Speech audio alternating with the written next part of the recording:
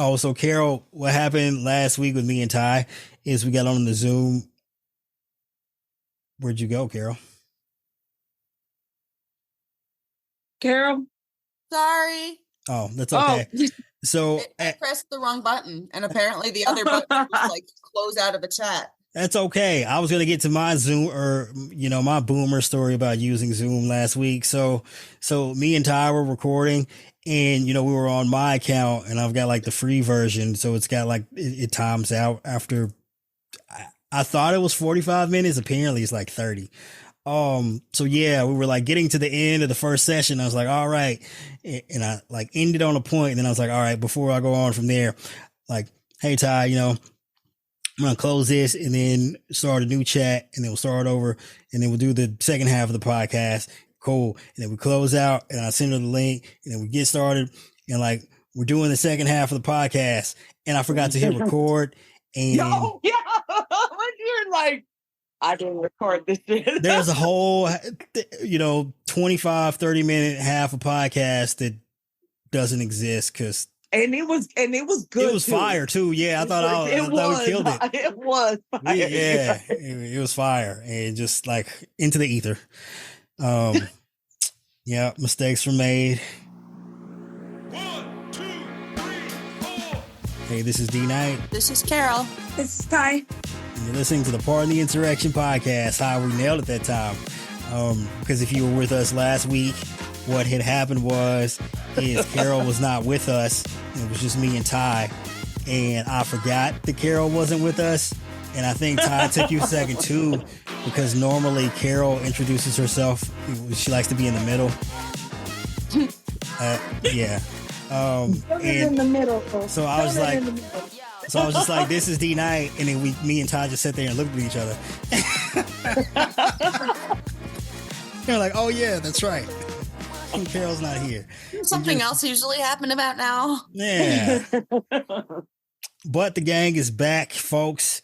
So obviously, since the last time we've gotten together, there just really hasn't been much to talk about. So yeah, I don't know. Shit's been like weirdly like chill. It's surprising how little there has been. How little eventful news there's been. No, it's been fucking buck wild bonkers nonstop, seemingly every single day. Like there's so many things to talk about that we just won't even have time to get to, not only on this episode of the podcast, but ever. Cause inevitably, like whenever I'm like, oh yeah, we'll talk about that on the next episode. What I mean is we'll never talk about it cause something else crazy is going to happen. But we'll try and brush over a couple of things. But before we get started, of course, we will have to give the obligatory shout out to Sheets and Giggles, our sponsor, who is providing us with the means of what's it called when you sleeping in the bed? No, when you Jeffrey Epstein yourself. Well, just in case Trump wins in November, we have to have a way out to escape the future hellscape that he will rain down upon the United States of America. I'm not going to use my Sheets and Giggles to hang myself, dude. Come on. They're so soft, you might not even be able to pull it off. You might just, it might just relax you to sleep if you try and. That's how incredibly soft your sheets are from Sheets and Giggles. So head to sheetsandgiggles.com and pick you up a set today, just in case things go horribly awry in November of 2024 and we end up in the Trump Reich. The Trump Reich. I hope Colin doesn't listen to these I'm sure he doesn't. You'd be surprised. Like, anyway, so obviously I think the news of the day is it's Super Tuesday, of course. As we're recording this, you'll probably likely be hearing this on a Wednesday, the day after. The results are in. Long story short, there's very little surprising out there in terms of like what the results are in the Republican primaries. In like the big picture, Biden won every state. Trump won most states. He lost Vermont. Long story short, Dean Phillips or whoever he is, he's probably through. Biden cleaned his clock. Nikki Haley as far as delegates go, Trump came away with a massive victory.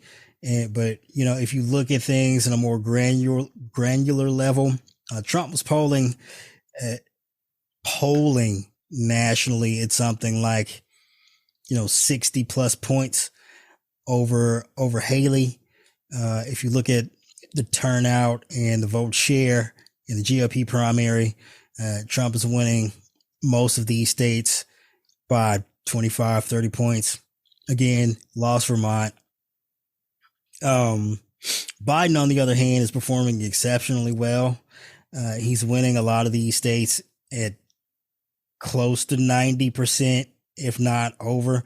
And I just think like the real main takeaway here from Biden's turnout performance, or rather his primary performance, is the dude is in a strong position.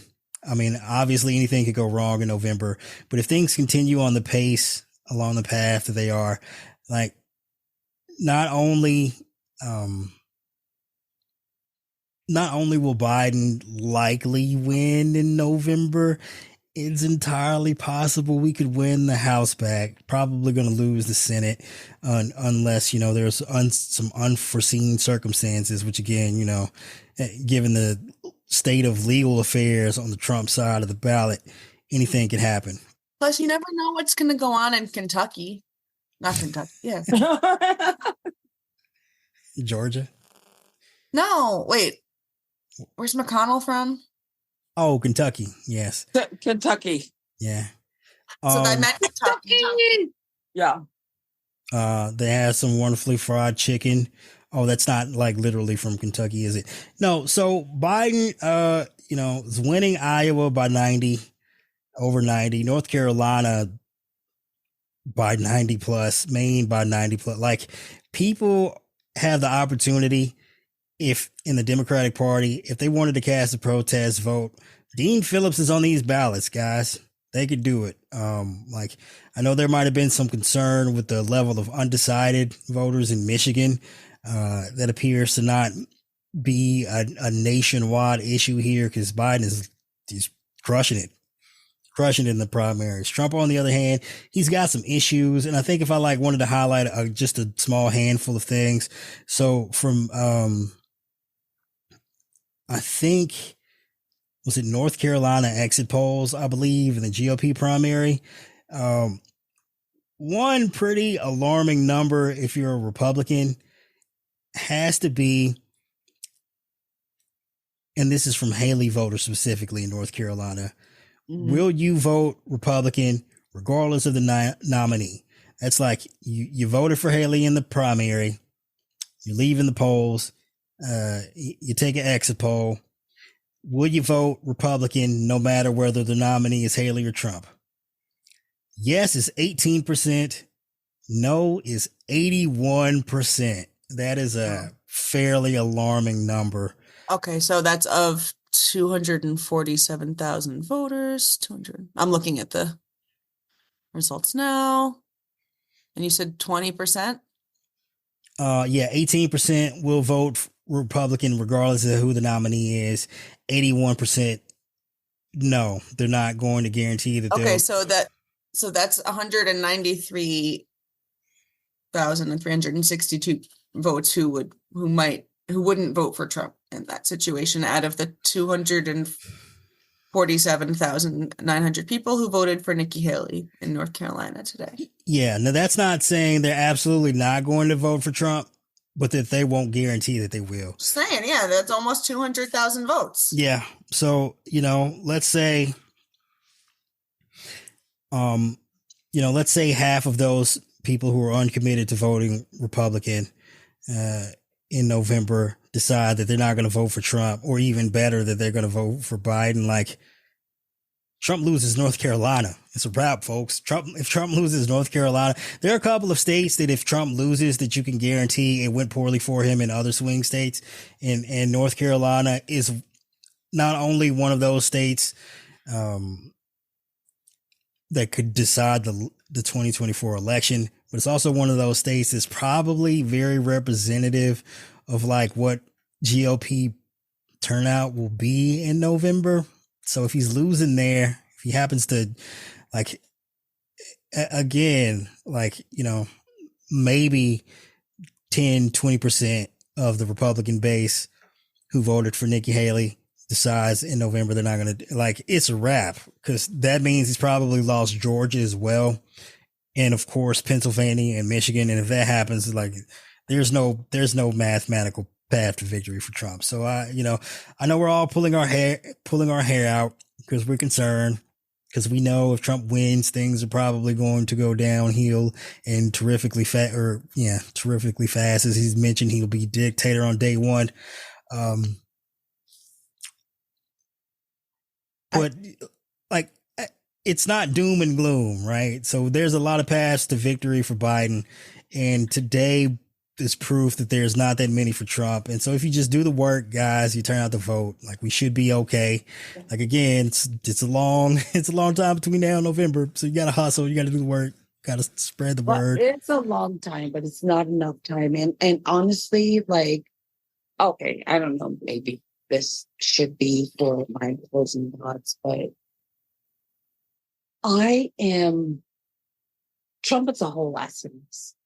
And I know that Biden will trounce his ass in the general election. But while people are celebrating that Nikki Haley beat him, that honestly worries me, because honest to God, popular or not opinion, I feel like Nikki Haley is a more formidable opponent to Biden than Trump is, because the independents, the moderates, those at the center, the undecided, look at her and think that is their way out. To vote for her, cast a vote for her. I don't even know why I'm about to fucking cry right now. No, just relax a little bit. You don't have to lose your mind. It's okay. I'll offer you some reassurance here, right? So, like, obviously what Nikki Haley is doing here is trying to run a campaign to fracture Trump's vote support to make sure he loses in November, or in the odd chance that he somehow, due to circumstances that we're probably all very familiar with at this point, doesn't end up being the nominee, and she can, like, she'll be the last person standing and she can run against Biden in 2024. And you might be right. Like, if you look at it on the surface, there are voters that Trump will never be able to win that Nikki Haley could possibly win over, for a variety of reasons. Enough, like, we don't have enough time to get to that in this podcast. Sorry, guys. It's one of those things you have to say for February. Although we did talk about this for a moment. So longer aside, sorry. So I was on Spoutable earlier hosting a pod with the founder, Christopher Boozy. Hopefully we'll get a chance to get that audio to you in due time, but we talked more about that in depth there. Maybe we'll just, stay tuned for that. Maybe that'll be on our podcast. Maybe that'll be on Spoutable, but I'll get that to you. But back to Nikki Haley specifically. So she might have a lane to win over some voters that Trump can't. On the flip side, if Haley becomes the nominee, the same way she's fracturing the vote of Trump supporters, like, Trump will also take his voters, his base, and go home. He'll take his ball and his voters in 2024. He'll be like, good luck, Nikki Haley, good luck winning without 20-30% of the MAGA base.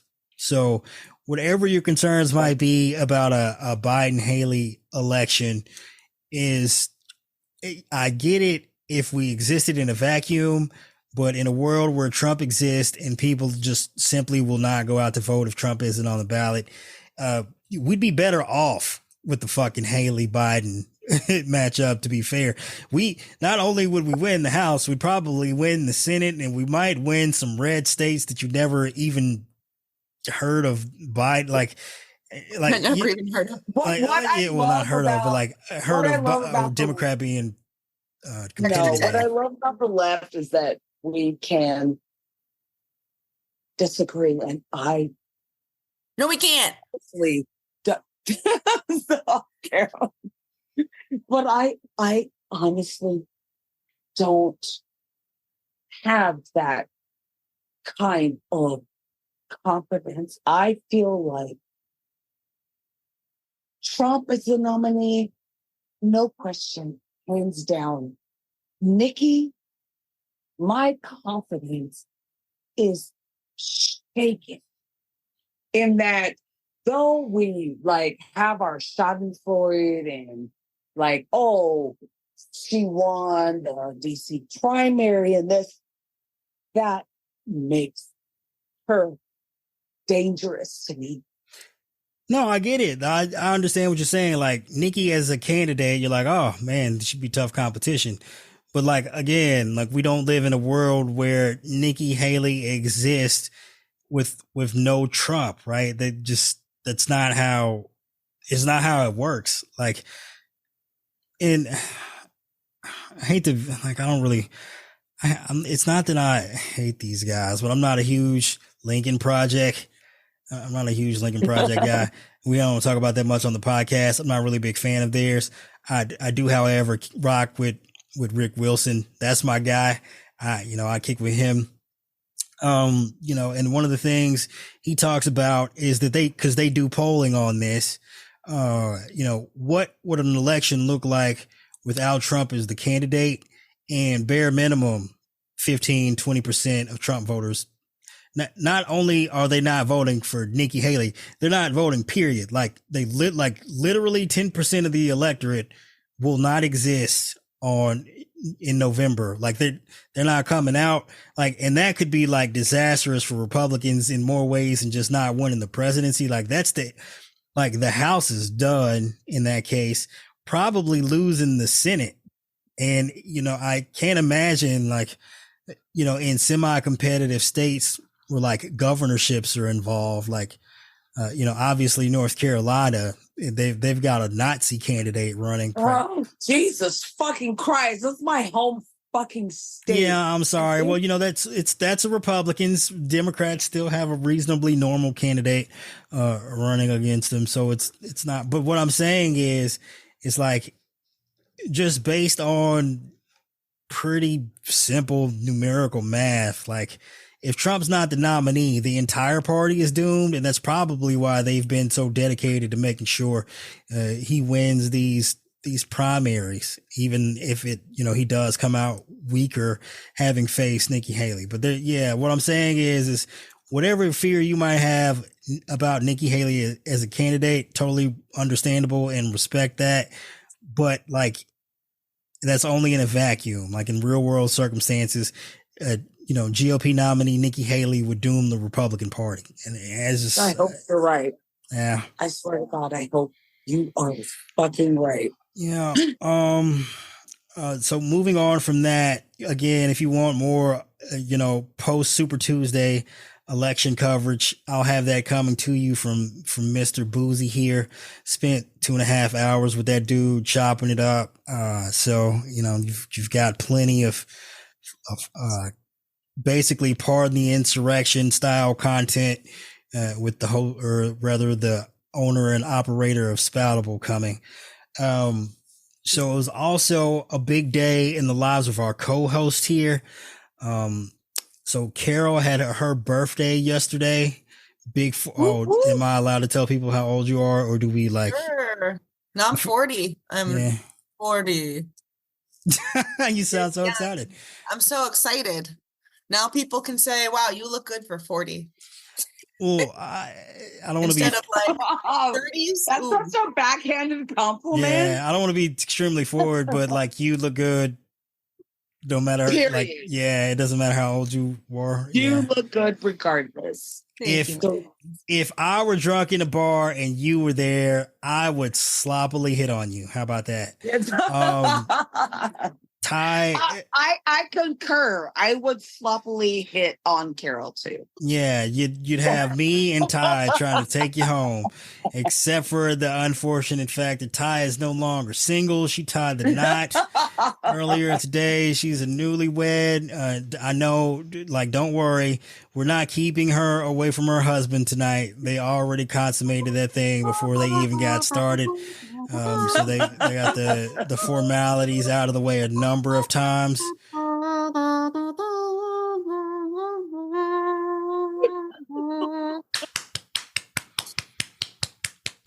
Yeah, so even in the world of 2024, when everything seems to be going to hell in a handbasket, you do occasionally get some good news like this. So just wanted to take the time to celebrate my co-host, whom I love dearly and appreciate very much. So just, you know, I'm happy to have you guys as friends and associates and I guess co-workers at this point, even though none of you are getting paid. But you know, we might have the opportunity to fix that one day. You know, again, we keep up at this rate. You know, I'm friends with the tech CEO, not to brag. No, I'm kidding. It's the lamest name drop ever. It was like, oh, you're hanging out with the CEO of Spoutable.com, huh? But you know, look, hopefully we'll have the opportunity over the course of this next year to grow our audience to a sizable degree. And, you know, I'm not personally doing this for money, but I would like to be in a position where I could afford to pay you, pay the two of you for the contributions that you provide to this venture. Also, yes. So as we were all talking about, pay us, and then something about democracy, and then I think we were going to get to the PROTUS. Okay, so first and foremost, I forgot to mention this, but I was on so Start Me Up with Kimberly Johnson a couple of weeks ago. Like, just do me a favor. I love her. Yeah, that's my girl. Go back and listen to that episode, you know, just for me. So we can give her a little bump. She's fantastic. She's wonderfully friendly, very studious, informed. She's also a great interviewer. She asks questions in a way that I would like never have thought to formulate a question. Just very fantastic. Anyway, I'm also going to appear on Stephanie Miller's show. I think I'll be on there Tuesday. So stay tuned for that. Your boy is, I don't want to like brag on myself, but I do feel like very appreciated that other people in the pro-democracy community are taking note of me and want to have me on as a guest. Like it's, you know, again, it's very flattering. And we can't blame them. Oh, thanks. Shucks. No, you don't fall asleep. Well, look, that is like that's my thing. That is the comedic relief of the podcast. One day when I can absolutely guarantee that the both of you will carry the podcast for me, I am going to do the podcast high in honor of Carol. Like I'm gonna take an edible, and we're going to see how poorly that goes. Like I can only imagine what kind of because my drug of choice is alcohol. In case you didn't know, like not that I'm an alcoholic. I don't drink that often, but like I would enjoy a glass of whiskey from time to time as we're recording the podcast. Maybe you can tell when those episodes might be. But aside from that, so yeah, going to be on with Stephanie Miller Thursday. And like she's constantly like reading my tweets off on her show. Again, this isn't me name dropping. I'm just tickled. It's delightful to be a fan of other people's work. And then over the course of time, you come to discover that those people appreciate you, even though you know, in my case, I'm just some clown on the internet. And me and Ty were talking about this earlier, like, the Midas Touch podcast has just become the Reed D Knight's tweets show. They must love them, or at least like I think over the past week or so, I think I've listened to a couple of episodes, and they, you know, Ben is quite kind enough to shout me out because I think he was saying like this Black Knight account. I just love this account. I just love this account, and then he's just like, all right, he just goes down a list of my tweets, which is pretty funny. But yeah, I like those guys. Those are my peoples. And, you know, of course, like if you're listening to our podcast, make sure you support those. those guys, they do great work over at Midas Touch. Stephanie Miller, Kimberly Johnson, and also, feel free to check out my girl Moeller She Wrote, Allison Gill. She does fantastic work. She's got like an insurmountable amount of work that she puts into her podcast, doing the Daily Beans and Jack with wait, I'm getting them confused. So she does clean up. wait. She does clean up on aisle 45 as well.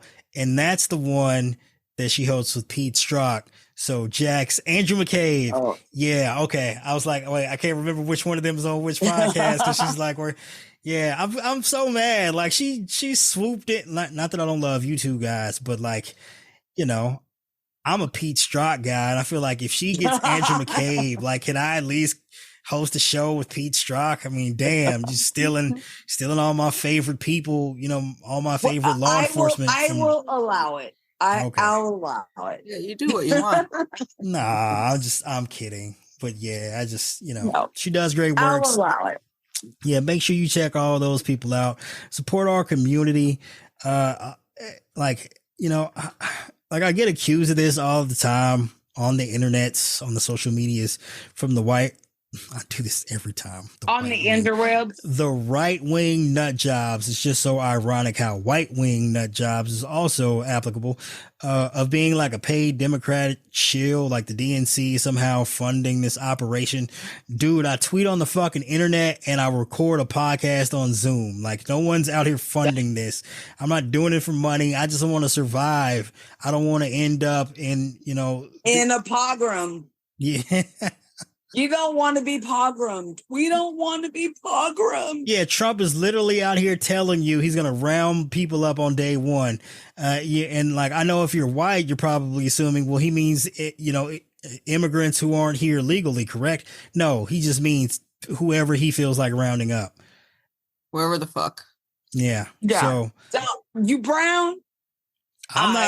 I'm not brown. I'm black. My family's been here longer than his family, and he's going to deport my ass. Mm-hmm. So yes, obviously I am doing this out of yes, it is out of self-interest, but it's not financial self-interest. It's self-preservation. A fact that I wish the media would take a little bit more time to assess what the dangers would be of a second Trump administration, because he's said on numerous occasions that one of the things he's going to do if he ever returns to power is lock up the media. And that includes you, MSNBC, also you, CNN, and probably, even though maybe they have considered this, I don't know, Fox News. He's going to come out for you guys too. You aren't immune to this shit. I don't know. I feel like Midas Touch, Lincoln Project are going to be some of the first. Oh, yeah. Okay. Fair enough. Round the fuck up. But I think, people, I hate to do this, but I think about this a lot all the time here lately. So one of the things Hitler, and I know, guys, you're like, oh, the Hitler comparison. That's when you tune out. Not the Hitler again. But I'm not going to I'm still just as concerned about that as I was before. So. I mean, that's totally fair. But what I'm saying is people jump to the Holocaust. He's going to massacre maybe, but that's not even what I'm talking about. Is what happens to states where authoritarians come into power. The first thing that they do, it isn't necessarily go after their enemies, or they don't necessarily go after the minority. What they do is they go after members of their own party to consolidate power. So one of the first things Hitler did when he became chancellor, and you can read about this, it's right there. He basically Rachel Vanderkoffer put it, she put it out. Oh, I don't even know. This is totally unrelated to it. Anyway, the first thing he did was clean house. You can read it The Night of Long Knives. Just go ahead and look that up. So you know how famously Hitler's Proud Boys were the brown shirts, right? They were very instrumental in instilling fear into the public, but also motivating people to come out and vote for the Nazi Socialist Party. Well, when Hitler became chancellor, the first thing he did was got rid of the goon squad. And when I say got rid of the goon squad, I mean permanently. Finito. He wasn't, you knew he was going to come after the Jewish community, because look at the things he was willing to do to his own party. I think there was even a former chancellor who ended up supporting the socialists. Look, there's a whole list of people that Hitler took out over the course of a 48, 72 hour span, where he just wiped out what he saw could be a potential threat within the Nazi party. And then it was off to the races from there. Well, Trump's probably going to do the same thing should he ever end up in office. And, Republicans, yeah, you support him now, but he's going to ask you to do some crazy shit. He's going to go past the line that you're not willing to support. He's going to take you out. And that includes you too, Fox News. So be prepared. Warning you in advance. I've done like, Tucker, I know you're listening. And then also thinking about the stuff. Hey, you know what? All the lesser people, he's basically like, he's probably friends with Putin. He's got a little bunker. I mean, you joke about that, but Tucker might be listening. It's not like he works for Fox News anymore. He's more of an independent contractor at this point. To be fair, Tucker Carlson is Russian state-sponsored media at this point. Right. Didn't I say that? He's probably hanging out in his bunker right. Within Putin's bunker. Yeah. So I'm sorry I'm rambling. I'm like just dominating the entire show. Just apologize for that. What happens is when you've like been talking for 3 hours and then you're like, all right, it's time to do your own podcast. You're like, all right, I just want to make sure there's no dead air. So you just have to keep filling the air with content. But you're saying I should talk more. I will talk more. Feel free. Let us talk about the next subject. Yeah. So obviously, good interludes. Next topic, please. So obviously, the Trump campaign issued a ruling yesterday, putting Donald Trump back on the ballot in Colorado. The Trump campaign issued the ruling? You mean SCOTUS? The Trump re-election pack. Yeah. The Supreme Court of the United States issued a ruling yesterday from the Trump appeal of the Colorado Supreme Court ruling, taking him off the ballot for inciting insurrection. Big picture, what the Supreme Court ruled is that, well, first of all, Trump is an insurrectionist. So they didn't dispute that fact in any shape, form, or fashion. They actually just rather ignored it and went straight to putting Trump back on the ballot. But they also said that individual states can't remove federal candidates for office, or at least can't in terms of enforcing Section 3 of the 14th Amendment. Now, that was a 9-0 concurrent opinion. If you dug into the metadata, though, however, you can see where the 9-0 would seem to be a unified decision was actually a partial concurrence and a partial dissent on behalf of four of the minority, the four justices in the minority, the Democrat appointed justices, along with surprisingly Amy Coney Barrett, who watered down her dissent slightly. But what they were saying is, because the majority went a little further than just preventing states from enforcing Section 3 of the 14th Amendment, they went on to say that only Congress can enforce Section 3 of the 14th Amendment, the insurrection clause. And they limited it even further by saying only by passing,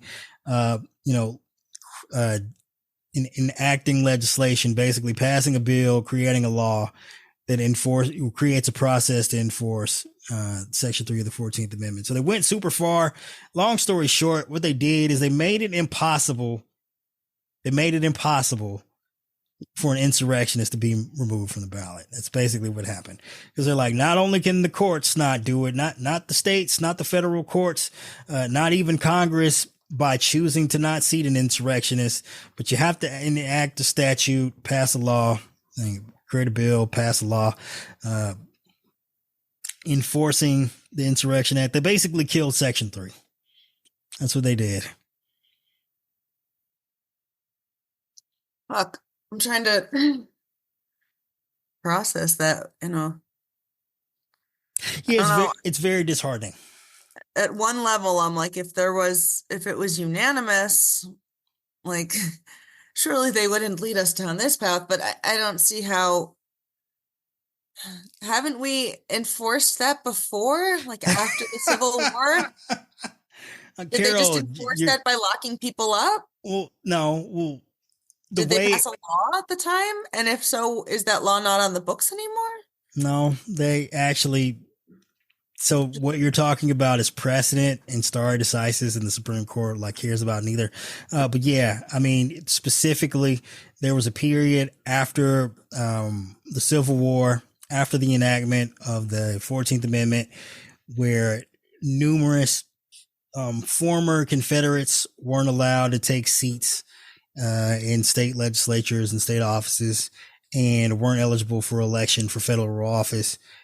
With no law in the books. They were just like, hey man, ain't no insurrectionists, and everyone just it's as clear as day that there's precedent that you don't need an enabling legislation. But another issue was just given the way the Supreme Court has gutted federal oversight and enforcement of other sections of the 14th Amendment and the 15th Amendment, all of the post Civil War legislation.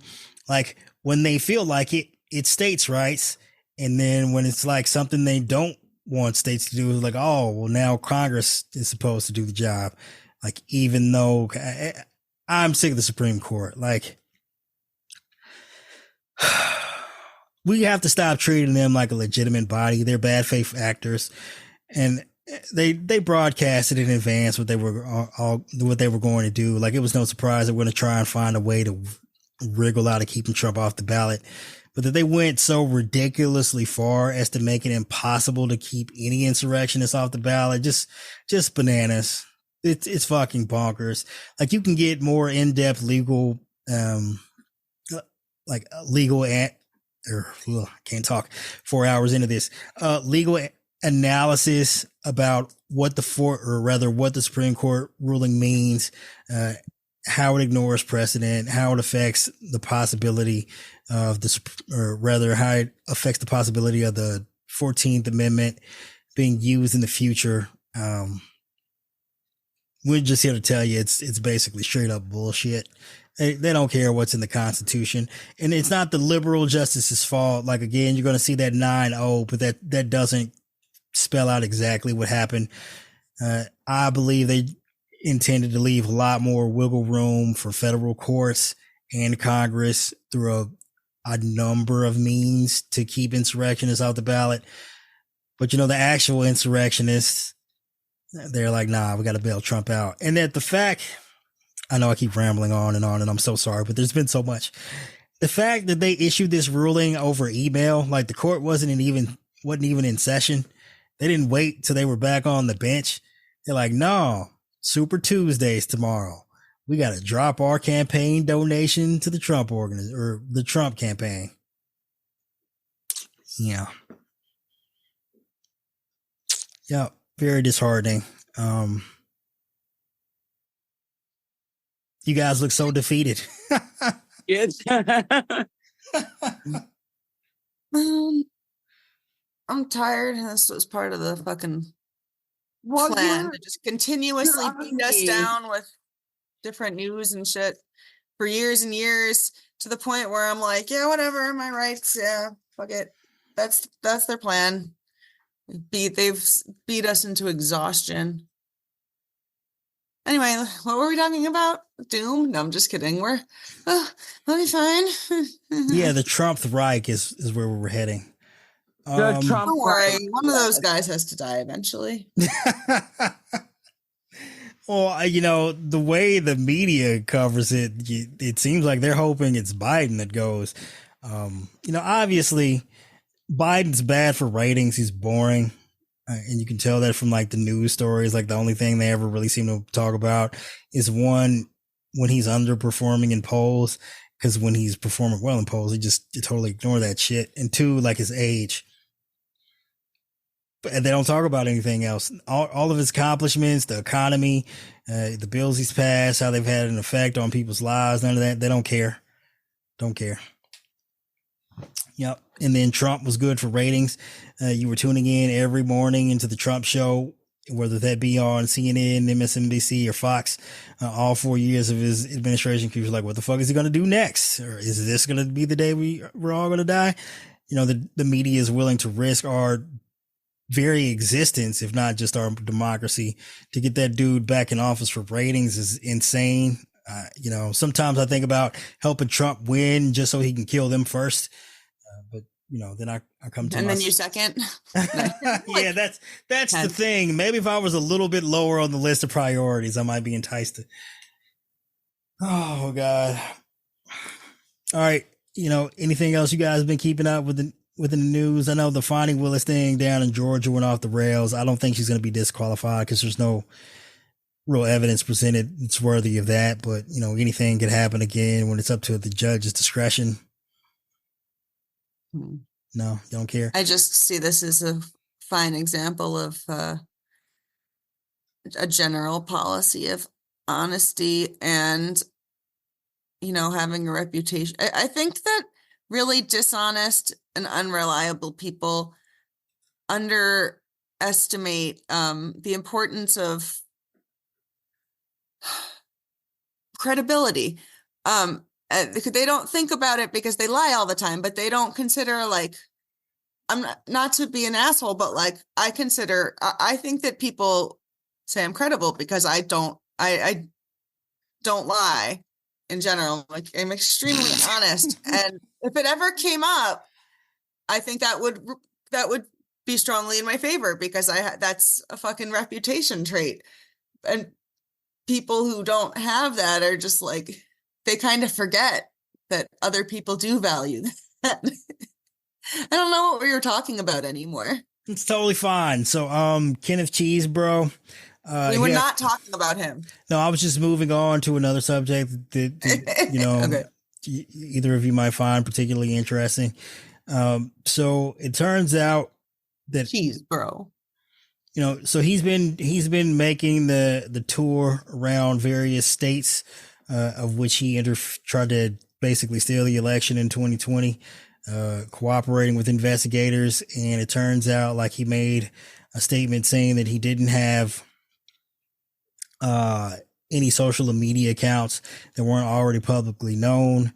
And that turned out to be untrue. While in fact, on, you know, his official Cheesebro account, he was saying the fake elector plot was about legal challenges in court. While on this burner account, Kevin Durant style, he was saying that the fake electors were all about, you know, providing political cover for Republicans to steal the election. So that's a big rut row. Also had a bunch of text messages with the cohort that he was plotting all of this with, be released to the public, outlining the plot in its entirely, which is another huge rut row moment. Either of you happen to keep up with that by any chance? No? Nope.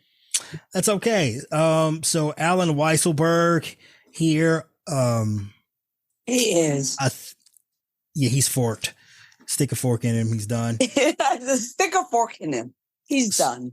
So he's entered into a guilty plea with the New York State AG's office, I believe, or it's the Manhattan. No, yeah, State AG's office for committing perjury while on the stand while testifying at the Trump org civil fraud trial. So he's headed back to Rikers for upwards of 6 months here, after having previously served a stint for engaging in tax fraud for some shenanigans that he, you know, with the Trump org books. Wait. Where he was getting paid off the books. No, you don't remember that? So remember, like, they were trying to get him to flip and he wouldn't. Yes. They tried him, sent him to jail, and they were like, all right, as part of your your lenient sentence, you got to agree not to cooperate, but to testify in the Trump org trial. Well, he testified, he lied on the stand that he wasn't directly involved in inflating the size of the Trump penthouse, the triplex which, is not going to do legal counsel any favors, considering George and Gorham was asking about that. And Alina Habba and company was like, oh, no, we don't know what the fuck you're talking about. Now dude's pled guilty to perjury. And she, like, they've got an obligation if they know that they're like their defendant, like their client is committed perjury or committed some other crime in the eyes of the court. And if they're not forthcoming about that, I mean, Alina Habba is going to get disbarred. Let's just put it that way. But yeah, just, feel like that should be huge news. Media doesn't care. How many times does Trump CFO have to get indicted and go to jail before that becomes a story? I don't know. It seems like that's more important than, like, imagine if it was, the CFO of the Clinton Foundation that cost Clinton $1 billion and then got indicted and went to jail twice. Like, that'd be a huge story, but the media, alas, drives me crazy. I'm dead inside. I'm turning into Carol. What? I'm just sleepy. No, I just like how you were commenting about the the experience with the news is just not resulted not my deeper subterranean fear that I'm becoming dead inside. They can't see you making hand motions, Carol. It's audio only podcast. Someone else listening to our conversation? Hopefully so. Yeah. Not Ty, though. Yeah, I don't know. So Ty dropped off the call. I don't know where Ty went, but I'm assuming she'll be back eventually. Some other topics we'll have to get to later on this week, I imagine, so Trump got sued by his business partners at Truth Social, days after the SEC practically approved the merger with Truth Social and Digital World Acquisitions, the blank check SPAC. So, that 4 billion more, it probably wouldn't end up being 4 billion, but like the multi-billion, stock options probably aren't going to pay off anytime soon, given that I imagine that the way this will end is with a court injunction against the merger. We'll try and talk about that a little bit more later on this week. Scotland's also investigating Trump for fraud. The whole. I'm going to extradite him. I just come over here and play some golf. Okay. Yeah, we don't want to buy your shitty golf course. Well, just in the same way that Trump was just in a civil trial over inflating the value of his assets in order to gain, advantages when seeking loans and such and deflating them for tax purposes. Scotland's out here investigating him for the same thing with his properties over there. So that's, look for that to balloon into some massive legal handicap for him in the future. Also, Wisconsin referred his PAC to local prosecutors for criminal prosecution. Did you hear about that, Carol? No. Wait, yes. Yeah. Hear and don't hear so many things. There's so much. It's difficult to keep up with. So it's possible his PAC could end up being under indictment in state court in Wisconsin for basically what's it's practically a money laundering scheme, just violating election contribution laws by giving more money to a candidate than they're supposed to receive, using his PAC to do it. Just absolutely wild. Like, the dude can't stop criming. And also, there was a crazy story of Clarence Thomas hiring a law clerk who's infamous for a text message claiming that she hates black people. It's not even huge news, really. I just wanted to embarrass Clarence Thomas because fuck that guy. Can he be embarrassed? He doesn't have any like any kind of street cred. I mean, that's also fair. It would take Clarence Thomas being subject to the possibility of experiencing shame, which we all know to be an impossibility for him. He doesn't know what shame is, can't define it, never felt it. Yeah. So anyway, I will try to get around to a few of those topics in further depth later on this week, hopefully with the lovely Tara Dublin, if we have the opportunity, when she's available. And before we get out of here, of course, we have to give our patented Shithole of the Week award. I forgot who I was going to nominate, Ty or Carol, rather. Did you mention it before? I think it was you. I heard so many shitholes. Yeah, that's the thing. Like, it's been such an infinite amount of shitholes every single week over the last few months here. It's difficult to keep up with which one was what episode.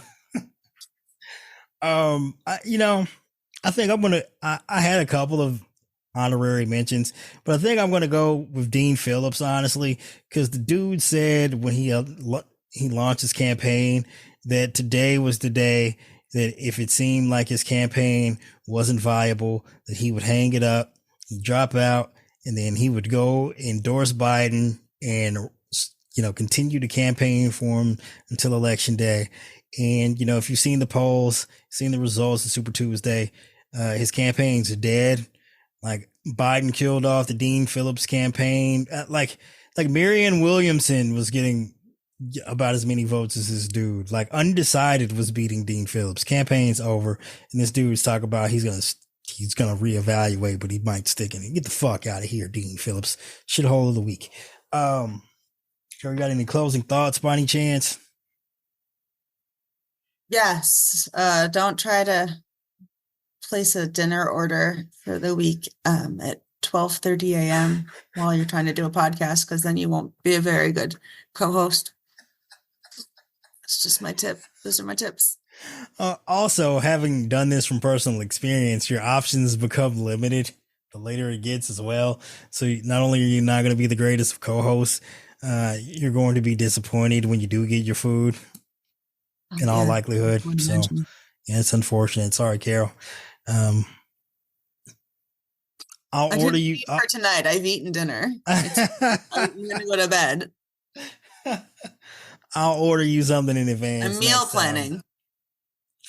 Yeah, as for my closing thoughts, I'm just, again, I know we're all worried, we're concerned because of what happened in 2016, which, again, like, I don't think we could talk about this enough. What a unique set of circumstances that led to Hillary Clinton losing and Trump winning, even though she got a larger share of the vote than he did. But just from the way things look right now, Biden is set to, in all likelihood, win the 2024 election. Like, again, this isn't me saying be complacent. This is me saying if we turn out to vote, Biden's going to win. So just, have plans on doing that, and you'll have a lot less to worry about. And of course, we're going to talk about this more over the course of the rest of the year. But my major concern isn't the actual election, because, I'm not hair on fire guy.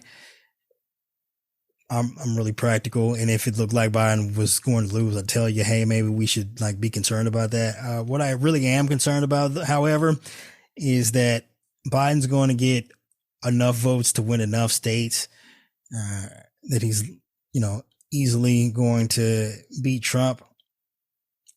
But that states, Republican states are probably going to try and cheat and have the election end up in front of the Supreme Court. And the Supreme Court is going to engage in some shenanigans and give it to Trump anyway. You got to be vigilant about this shit. Like, get your outrage ready now before they even have the opportunity. It's time to start getting vocal about how compromised the Supreme Court is, so that once, everything is hanging in the balance and the decision is in front of them to honor the will of the voters or, send us spiraling into autocracy, that they make the right decision. Because that's really the only way Republicans are probably going to win. But I'm absolutely damn sure the Supreme Court's going to try it. And we got to make sure we don't let that shit happen. I'm sorry, but then what the fuck? Okay, I know this is your closing thoughts, but we are in control of the government currently. They would just they wouldn't you would be like, yeah, but also fuck you, or I don't know. I don't No, think I understand what you're saying. What you're saying is the Supreme Court ain't got no fucking army. Right. And that concludes this episode of Part of the Insurrection.